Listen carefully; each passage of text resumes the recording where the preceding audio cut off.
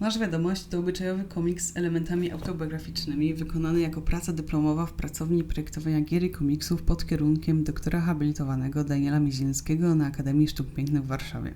Przedstawiona historia opowiada o młodzieńczym życiu głównej bohaterki, młodej dziewczyny, która od najmłodszych lat fascynuje się światem fantazji, zwierzętami, grami komputerowymi i rysowaniem. Te zainteresowania nie tylko dają jej radość, ale stają się ucieczką od codzienności i sposobem na wyrażanie siebie. Poprzez różnorodne fora i społeczności online poznaje ludzi o podobnych zainteresowaniach, co daje jej poczucie przynależności i inspiruje do dalszego rozwoju artystycznego. Na swojej drodze dorastania spotyka wiele różnych osób, zwykle starszych od siebie, którzy stają się dla niej wzorami do naśladowania. Oprócz koleżanek starszych tylko o kilka lat, poznaje starszego o niemal dekadę kolegę, który wykorzystuje jej dziecięcą naiwność i roztargnienie spowodowane okresem dojrzewania. Manipulując główną bohaterką, usiłuje odciąć ją od przyjaciół. Poczynania starszego kolegi mają swoje konsekwencje zarówno dla niego, jak i dla bohaterki, która uświadamia je sobie dopiero jako młoda dorosła. Komiks nie unika trudnych tematów związanych z dorastaniem. Przedstawia zmagania bohaterki z akceptacją samej siebie, presją ze strony rodziców, trudnościami szkolnymi oraz problemami z rówieśnikami.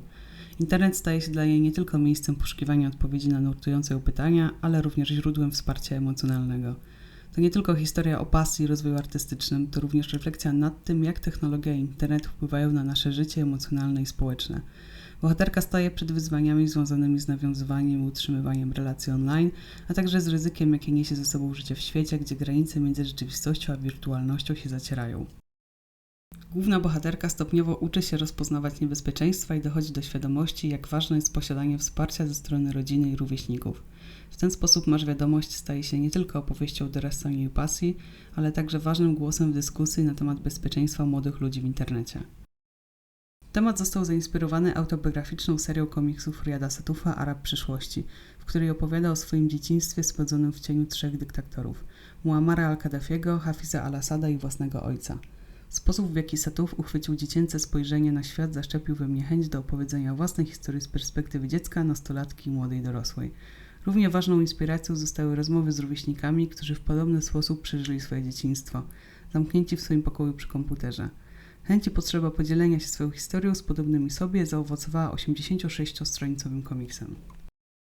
Komiks został wykonany w formacie 170 x 240 mm i liczy 86 stron. Proces tworzenia zaczął się od napisania scenariusza, który początkowo miał formę luźnego tekstu składającego się ze wspomnień i przemyśleń na temat dorastania z nieograniczonym dostępem do komputera i sieci. Z czasem tekst został podzielony na rozdziały, które rozrysowywałam na papierze długopisem jako storyboardy z dialogami. Następnie skanowałam je i rysowałam już w pełni cyfrowo używając iPada i programu Procreate.